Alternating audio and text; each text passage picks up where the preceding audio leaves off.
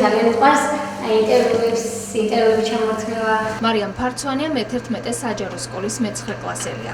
ჟურნალისტობა უკვე გადაწყვეტილი აქვს, სურს ცნობადი სახე გახდეს.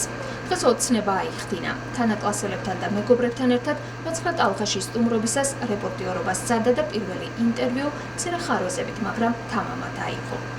შთაბეჭდილება მაქვს, შესაბამისად დადებითი. ეს ყველაფერი არის ძალიან მაგარი, ისევ გამიმეორდები. და შრომატევადია, როგორც ჩანს ეს ყველაფერი. ძალიან მომეწონა აქაურობა და მინდა ჟურნალისტი გამოვიდე და გადაწყვეტილი მაქვს ამბობს. და იმედი მაქვს მივაღწევ მიზანს. პროფესიული ორიენტაციისა და კარიერის დაგეგმვის ფარგლებში მოსწავლეები სხვადასხვა ორგანიზაციებს სტუმრობენ და ადგილზე ეცნობიან სამუშაო პროცესს. განათლების სამინისტროს ახალი პროექტი ამ ეტაპზე ფოთის მხოლოდ 5 საჯარო სკოლაში ხორციელდება.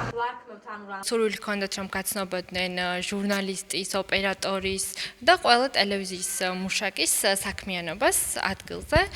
მათ დაათვალიერეს დღეს ტელევიზიის შენობა, გაესაუბრნენ ჟურნალისტებსა და ტელევიზიის თანამშრომლებს და მე მგონი რამდენიმე მათგანმა გადაწყვეტილებაც მიიღო თავის საომავლო პროფესიის შესახებ და დიდ მადლობას ვუხდი ტელეკომპანიას მხარდაჭერისა და მასპინძლობისათვის. რა სირთულეებთანაა დაკავშირებული ჟურნალისტის პროფესია?